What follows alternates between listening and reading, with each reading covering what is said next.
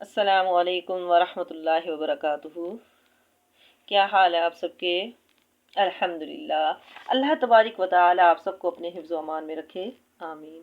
نحمدہ و نصلی علی رسولہ الکریم، اما بعد فاعوذ باللہ من الشیطان الرجیم، بسم اللہ الرحمن الرحیم۔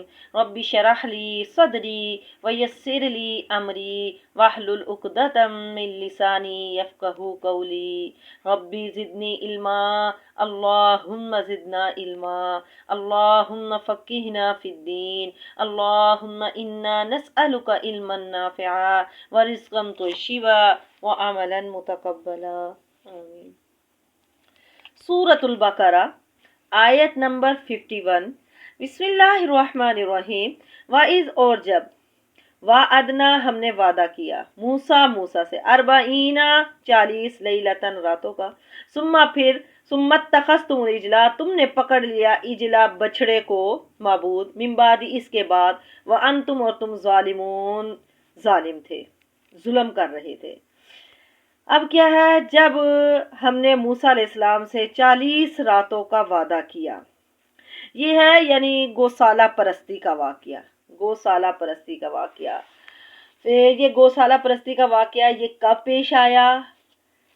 جب فرعونیوں سے نجات ملی، جب بنی اسرائیل کو فرعون سے نجات ملی، نجات پانے کے بعد بنی اسرائیل صحرائے سینا میں پہنچے، تو ان کے پاس کوئی کتاب نہ تھی، ان کے پاس کوئی کتاب نہیں تھی، تو جو موسیٰ علیہ السلام پر وحی اترتی تھی وہ اب تک اسی پر عمل کرتے آ رہے تھے، گویا کہ حدیث پر عمل تھا۔ اب اللہ تبارک و تعالیٰ نے حضرت موسیٰ علیہ السلام کو 40 دن رات کے لیے کوہ طور پر بلایا تاکہ انہیں تورات عطا فرمائی جائے۔ پہلے اللہ تبارک و تعالیٰ نے 30 راتوں کے لیے بلایا تھا، بعد میں 10 اور بڑھا دیے تھی۔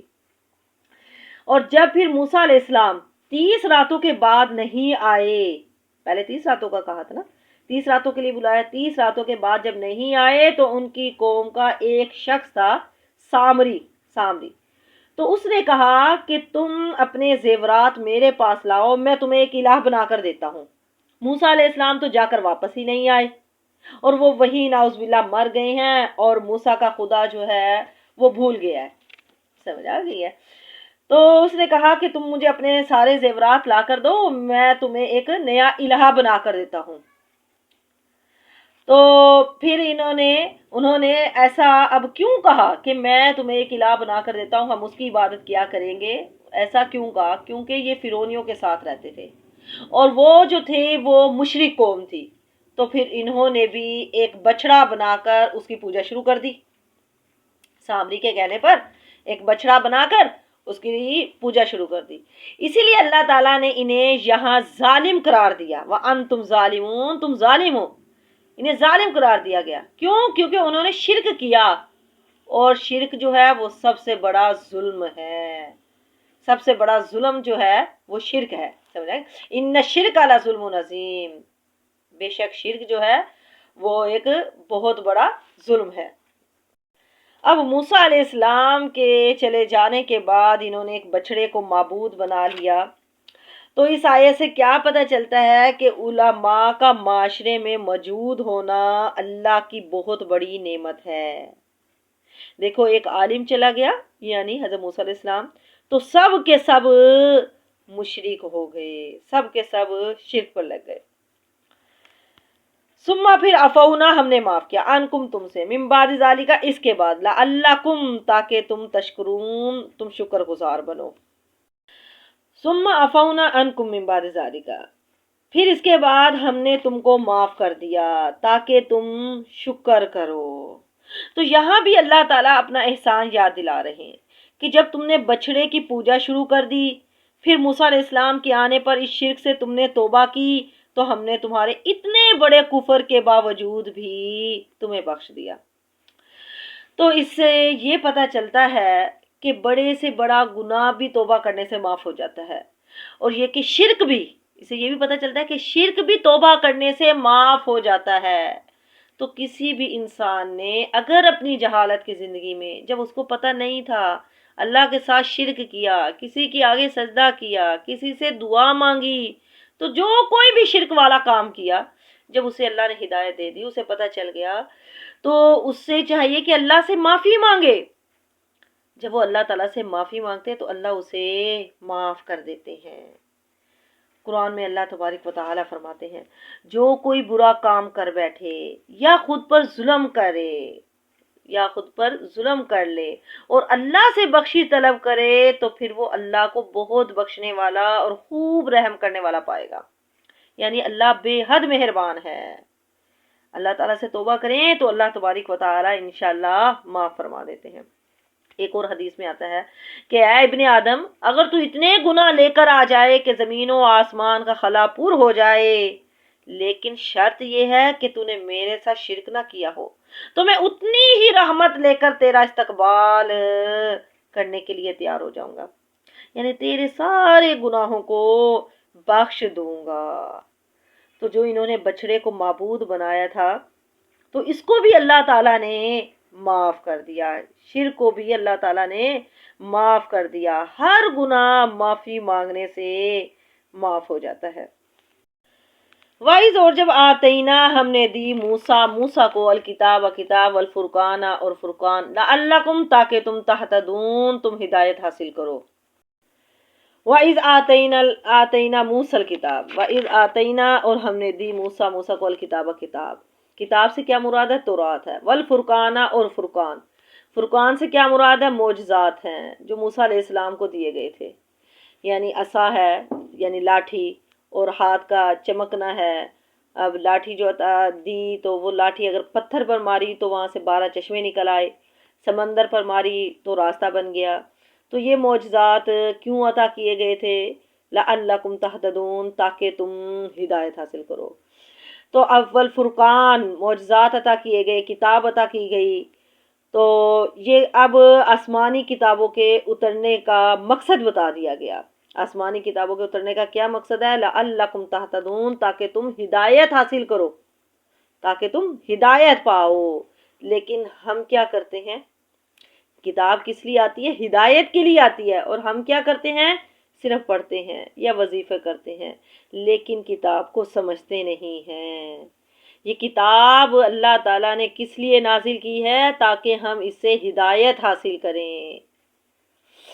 وَإِذْ اور جب قالا کہا موسیٰ نے لِقَوْمِهِ اپنی قوم سے، یا قومی اے میری قوم، انکم بے شک تم نے تم نے ظلم کیا، انفسکم اپنی جانوں پر، باتخاذکم تم نے پکڑ لیا اجلا بچڑے کو معبود، فتوبو پس تم توبہ کرو، الی باریکم اپنے پیدا کرنے والے کی طرف، فقتلو پس تم قتل کرو انفسکم اپنی جانوں کو، ذالکم یہ خیرن بہتر ہے، لکم تمہارے لیے، عند باریکم تمہارے پیدا کرنے والے کے نزدیک، فتابا پھر اس نے توبہ قبول کی، علیکم تمہاری، انہو بے شک وہ ہوا وہ تواب توبہ قبول کرنے والا ہے، رحیم رحم کرنے والا ہے۔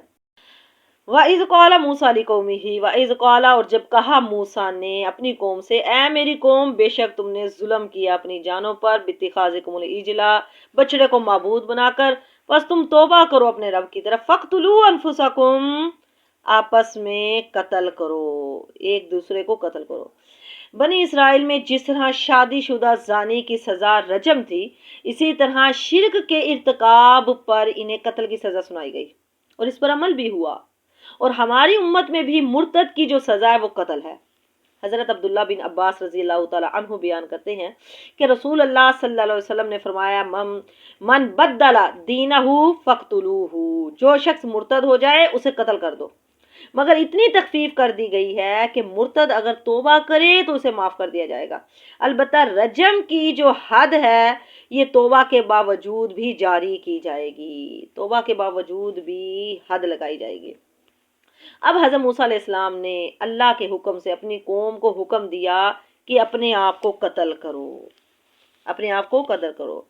جب حضرت موسیٰ علیہ السلام آئے اور انہیں سمجھایا تو انہیں ہوش آیا، اور وہ نادم ہوئے اور اپنی گمراہی کا یقین کر کے وہ پھر توبہ استغفار کرنے لگے۔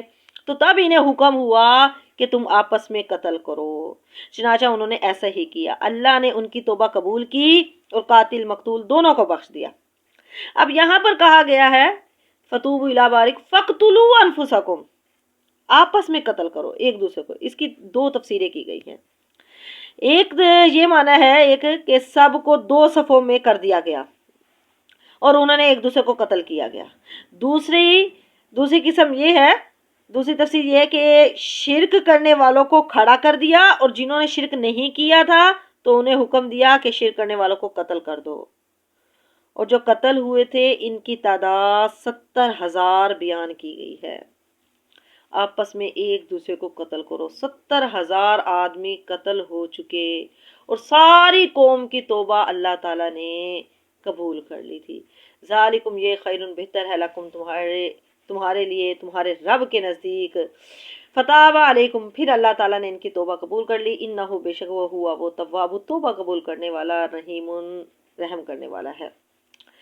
وَإِذْ، اور جب کل تم نے کہا، یا موسیٰ، اے موسیٰ، لن ہرگز نہیں، نؤمنا، ہم ایمان لائیں گے، لاکا، تیرے لیے، تجھ پر، حتیٰ یہاں تک کہ نر اللہ، ہم دیکھ لیں اللہ تعالیٰ کو، جہرتاً، کھلم کھلا، فاخذتکم الصاعقۃ، پس پکڑ لیا تم کو صاعقۃ، بجلی کی کڑک نے، وانتم، اور تم تنظرون، دیکھتے تھے۔ وَإِذْ قُلْتُمْ يَا مُوسَىٰ لَن نُّؤْمِنَ لَكَ حَتَّىٰ نَرَى اللَّهَ جَهْرَةً فَأَخَذَتْكُمُ الصَّاعِقَةُ وَأَنتُمْ تَنظُرُونَ، اور جب تم نے موسیٰ علیہ السلام سے کہا کہ اے موسیٰ، جب تک ہم اللہ کو نہ دیکھ لیں گے ہم تم پر ایمان نہیں لائیں گے۔ یہ کب کا واقعہ ہے؟ جب حضرت موسیٰ علیہ السلام 70 آدمیوں کو لے کر تورات لینے کے لیے کوہ طور پر گئے تھے۔ ان لوگوں نے اللہ کا کلام سنا، کلام الہی سنا، تو حضرت موسیٰ علیہ السلام سے کہنے لگے کہ ہم جب مانیں گے، جب تجھ پر ایمان لے کر آئیں گے، جب اللہ کو اپنے سامنے دیکھ لیں گے۔ اب اس سوال پر آسمان سے بجلی گری، بلند آواز آئی، اور یہ سب کے سب مر گئے۔ فاخذتکم الصاعقۃ، اور انہیں پکڑ لیا بجلی کی کڑک نے، دھماکے نے، وانتم تنظرون، اور تم دیکھ رہے تھے، یعنی شروع میں جن پر بجلی گری، آخر والے ان کو دیکھ رہے تھے۔ اچھا، یہاں پر ایک سوال ہے کہ حضرت موسیٰ علیہ السلام نے بھی تو کہا تھا کہ اے اللہ میں تجھے دیکھنا چاہتا ہوں، ربی ارینی، اے اللہ میں تجھے دیکھنا چاہتا ہوں، تو اس وقت تو اللہ تعالیٰ نہ ہی ناراض ہوئے، نہ اللہ تعالیٰ نے غصہ کیا، اور نہ کوئی عذاب آیا، بلکہ اللہ نے فرمایا موسیٰ تو اتنی طاقت نہیں رکھ سکتا کہ تو مجھے دیکھے۔ تو اللہ نے پہاڑ پر اپنی تجلی ڈالی، تو حضرت موسیٰ علیہ السلام بے ہوش ہو کر گر پڑے، سمجھ آئے۔ اب یہاں پر ان لوگوں نے کہا، بنی اسرائیل نے، کہ ہم اللہ تعالیٰ کو دیکھنے کا انہوں نے مطالبہ کیا تو اللہ کا عذاب آ گیا۔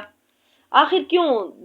حضرت موسیٰ علیہ السلام نے بھی تو کہا تھا اور انہوں نے بھی کہا، تو اس کا جواب یہ ہے کہ حضرت موسیٰ علیہ السلام نے محبت میں کہا تھا، انہیں محبت تھی، اللہ تعالیٰ سے محبت میں کہا تھا، اور انہوں نے یہاں پر شرط رکھ دی کہ اگر ہم اللہ کو دیکھیں گے تو پھر ایمان لائیں گے۔ تو معلوم ہوا ایمان لانے کی شرط کے طور پر اللہ کو دیکھنے کا مطالبہ کرنا بہت بڑی گستاخی ہے۔ حضرت موسیٰ علیہ السلام نے بھی کہا کہ اللہ میں تجھے دیکھنا چاہتا ہوں، اور انہوں نے بھی کہا، ٹھیک ہے۔ تو دیکھیں بعض اوقات کام ایک ہی ہوتا ہے، لیکن نیت کے فرق سے یا رویے کے فرق سے اس کا نتیجہ، اس کا انجام، اس کا بدلہ مختلف ہوتا ہے۔ حضرت موسیٰ علیہ السلام نے بھی کہا، انہوں نے بھی کہا، لیکن حضرت موسیٰ علیہ السلام کی جو نیت تھی، جو انہوں نے کہا تھا، محبت کی وجہ سے کہا تھا، ٹھیک ہے نا۔ ان کا جو تھا، انہوں نے شرط رکھ دی تھی، تو اس وجہ سے ان کے انجام، دونوں کے انجام مختلف ہے۔ ثم پھر بعثناکم، ہم نے زندہ کیا تم کو، من بعد موتکم، تمہاری موت کے بعد، لعلکم، تاکہ تم تشکرون، تم شکر کرو۔ ثم بعثناکم من بعد موتکم لعلکم تشکرون، پھر ہم نے تمہیں زندہ کر دیا تمہاری موت کے بعد، یعنی موت آ جانے کے بعد ہم نے تم کو زندہ کر دیا تاکہ تم شکر ادا کرو۔ اب کیا ہوا؟ حضرت موسیٰ علیہ السلام رونے لگ گئے کہ یہ تو سردار لوگ تھے، میں انہیں جا کر کیا جواب دوں گا۔ حضرت موسیٰ علیہ السلام نے دعائیں کرنا شروع کر دی۔ اب حضرت موسیٰ علیہ السلام نے خلوص دل سے دعائیں شروع کر دی اور کہنے لگے اس سے تو یہی اچھا تھا کہ ہم سب اس سے پہلے ہی ہلاک ہو جاتے، اور کہا کہ اللہ ان بے وقوفوں کے کاموں پر ہمیں ہلاک نہ کر۔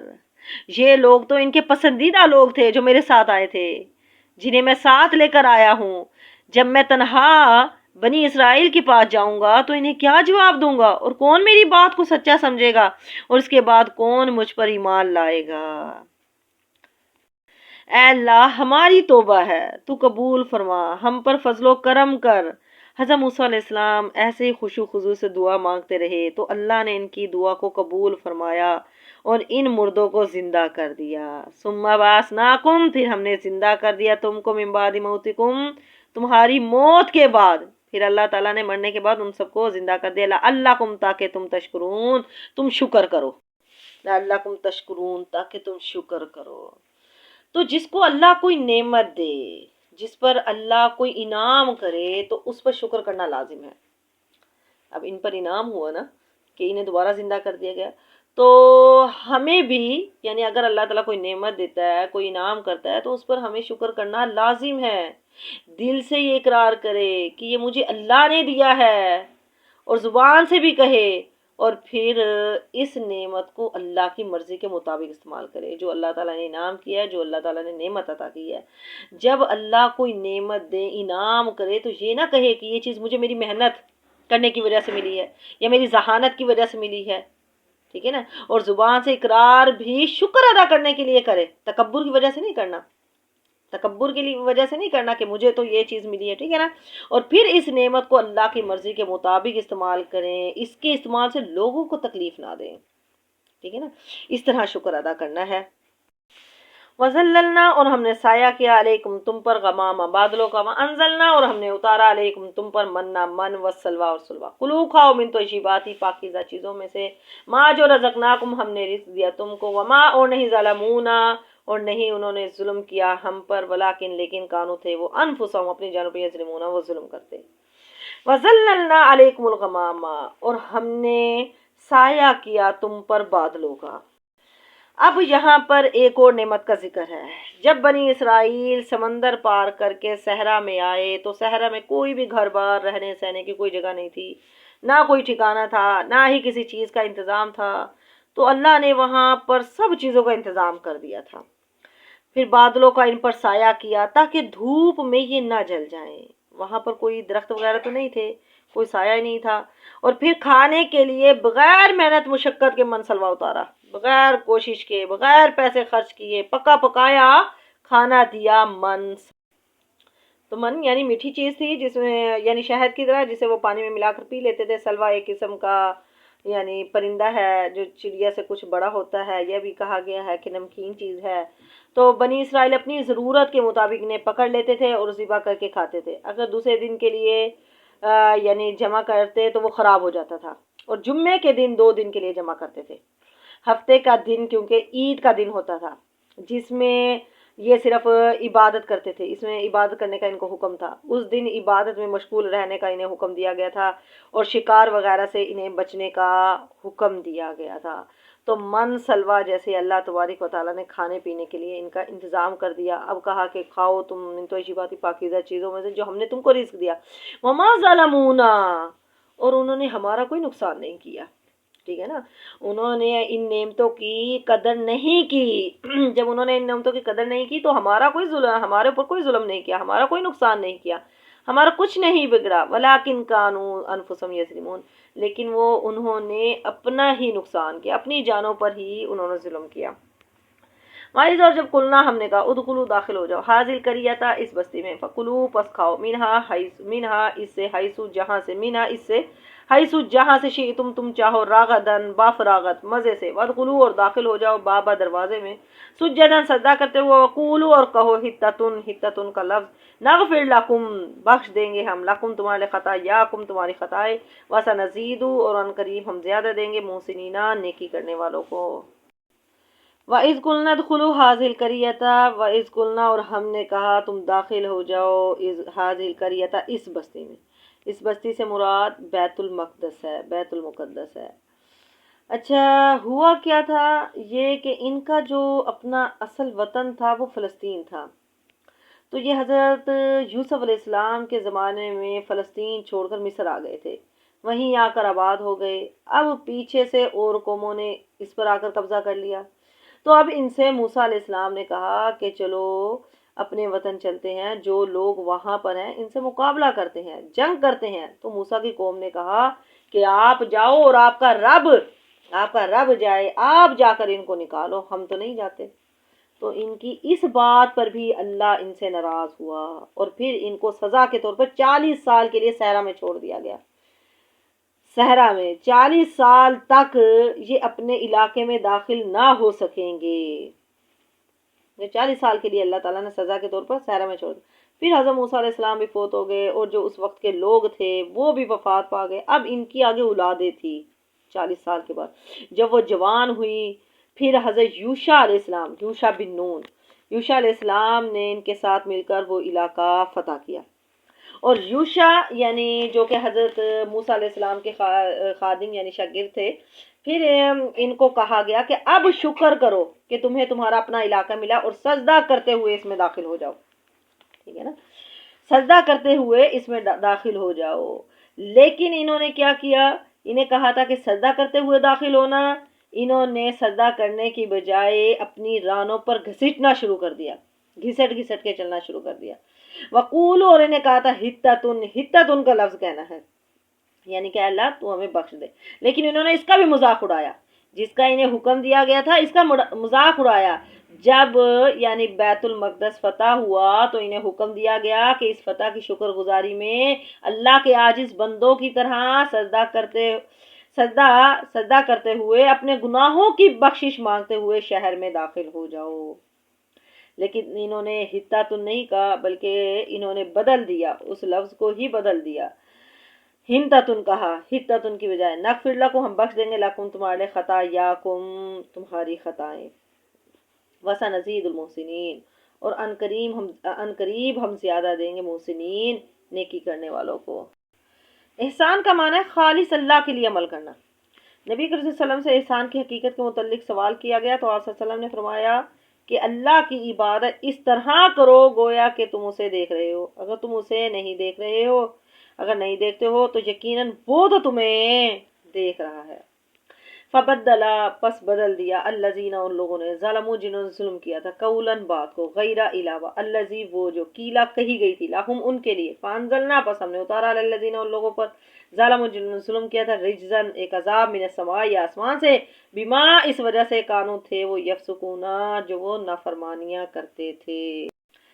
فبدل الذین ظلموا، تو جو تبدیل کر دیا ان لوگوں نے، ظالموں، جنہوں نے ظلم کیا تھا. تو جو ظالم تھے انہوں نے اس لفظ کو جس کا ان کو حکم دیا تھا بدل کر اس کی جگہ اور لفظ کہنا شروع کر دیا.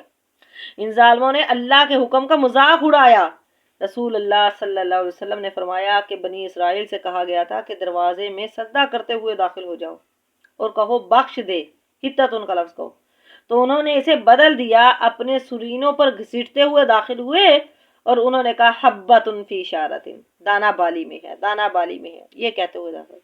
تو اس سے بڑھ کر سرکشی اور اللہ کی مخالفت کیا ہو سکتی ہے؟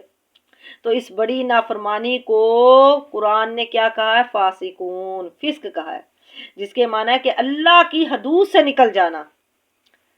تو اس وجہ سے انہیں ظالم کہا گیا اور انہیں ان کے اس ظلم کی سزا میں کون سا عذاب ان پر نازل ہوا؟ طاعون کا عذاب نازل کیا گیا. نبی کریم صلی اللہ علیہ وسلم نے فرمایا، آپ صلی اللہ علیہ وسلم نے کیا فرمایا کہ یہ طاعون ایسی سزا اور عذاب کا حصہ ہے جو تم سے پہلے بعض قوموں پر نازل ہوا، بعض لوگوں پر نازل ہوا. تمہاری موجودگی میں اگر کسی جگہ یہ طاعون پھیل جائے تو وہاں سے مت نکلو، اور اگر تمہیں پتہ چل جائے کہ فلاں علاقے میں طاعون ہے تو وہاں پر مت جاؤ. وہاں پر جانے سے بھی منع کیا گیا ہے، وہاں سے نکلنے پر بھی، وہاں جانے پر بھی. یہ آسمان سے ان پر عذاب نازل ہوا تھا. کس وجہ سے نازل ہوا؟ بما کانوا یفسقون، جو وہ اللہ کی نافرمانی کرتے تھے. آخر میں اللہ تبارک و تعالیٰ سے دعا ہے کہ اللہ تبارک و تعالیٰ ہمیں اپنی نافرمانی سے بچائے اور اپنی اطاعت و فرما برداری کرنے والا بنائے. آمین. اور دنیا اور آخرت کی ذلت و رسوائی سے ہمیں محفوظ رکھے. آمین. سبحانک اللہم و بحمدک، اشہد ان لا الہ الا انت، استغفرک و اتوب الیک. السلام علیکم ورحمۃ اللہ وبرکاتہ.